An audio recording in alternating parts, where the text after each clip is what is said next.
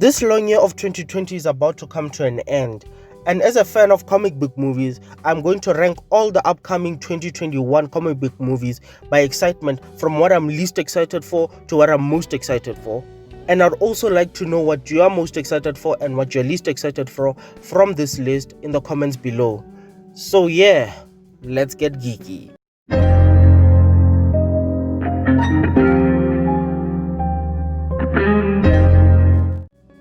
In last place is Venom Let There Be Carnage.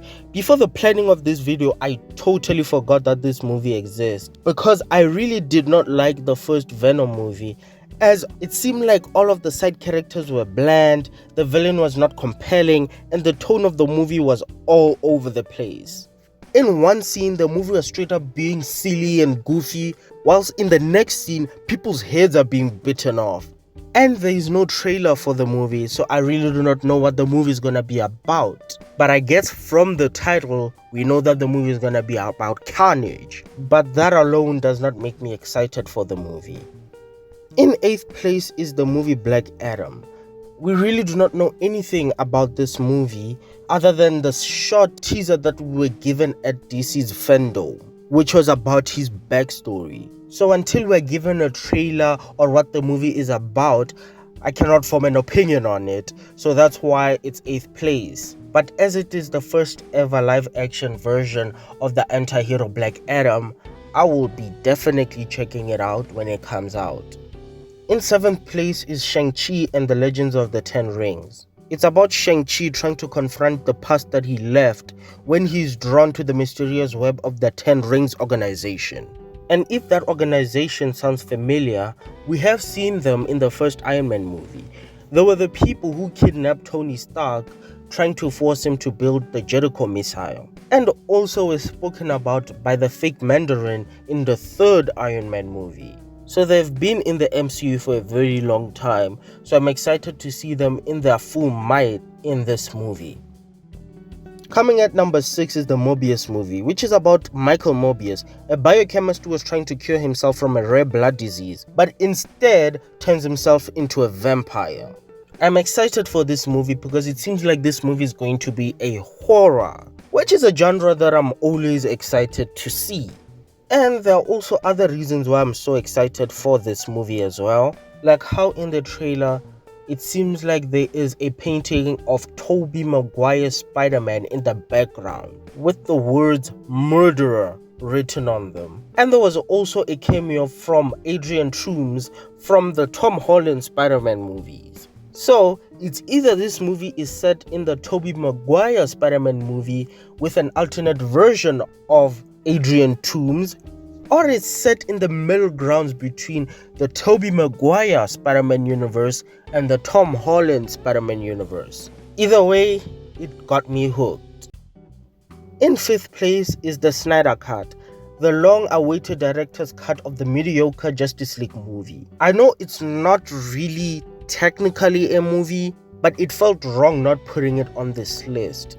Plus, anyways, there's also gonna be a compiled version of the miniseries for those who wanna watch it as a 4-hour epic. I really liked the Ultimate Edition of Batman v Superman more than I did the actual theatrical release.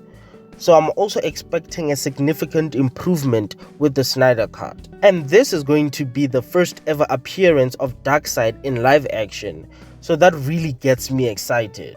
But the only reason it's not really in my top 3, even though I'm really looking forward to it, is because basically we have already seen 50-ish% of the series, so it's not completely new, but I still can't wait to see it. In 4th place is the Eternals movie. It was one of the 2020 movies that ended up being pushed over a year due to COVID-19. I was really excited for this movie as it's gonna be a new story and a new lineup of heroes, and we haven't gotten that in the MCU for a very long time if we are not counting Captain Marvel. The movie is gonna be about the Eternals coming out of hiding after thousands of years of pretending to be humans to fight the Deviants, which are basically mutated versions of the Eternals. A good, well-known example of a deviant is the Mad Titan Thanos, The movie is going to span thousands of years and can possibly have Thanos in it. In third place is The Suicide Squad. It is a movie that has a huge cast of characters, with some new and some old. Returning is everyone's favorite anti-hero, Harley Quinn, and everyone's favorite Australian villain, Captain Boomerang. And there's also a bunch of new characters like John Cena's character, Peacemaker, and The Thinker. The only reason why this movie is so high up this list is because of the director James Gunn, who brought us the Guardians of the Galaxy movies. And as seen from the Guardians of the Galaxy movies, he really knows how to handle a group of people and making their interactions feel natural. And from his Twitter, we can see that he has a very dark sense of humor, which would totally fit the aesthetic of the Suicide Squad movie. So I'm excited to see James Gunn's version of the Suicide Squad. My runner-up is the Black Widow movie, a movie that's going to tackle Natasha's past and family and what happened to her between Captain America Civil War and Avengers Infinity War, while she was running away from the government after betraying it. I've been waiting for a Black Widow standalone movie for the longest time, and finally we are getting it. Can't wait for this epic when Natasha faces her past and a new addition to the MCU villain lineup, Taskmaster, who has the ability to mimic with absolute accuracy the fighting style of anyone. And in the trailer we saw examples of that, as he was mimicking the fighting style of Spiderman, Black Panther, and also Captain America.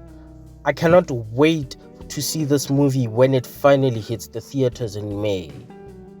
And of course, in first place is Tom Holland's Spider-Man 3, because from the reveal in the mid-credit scene of Spider-Man Far From Home to its setup of the multiverse, even to its direct connection to Doctor Strange in the Multiverse of Madness, this movie is going to be insane. And here I am still concerned for the movie, as past Spider-Man movies which tried to do a lot ended up being a mess. But it would be a total lie if I said I'm not excited, like really excited for this movie. Spider-Man! Only Spider-Force has transforming bugs that turn into battle armor. And lastly, don't forget to leave a comment of your ranking below, and make sure to like and subscribe if you want to see more content like this. Thanks for watching. Geek out.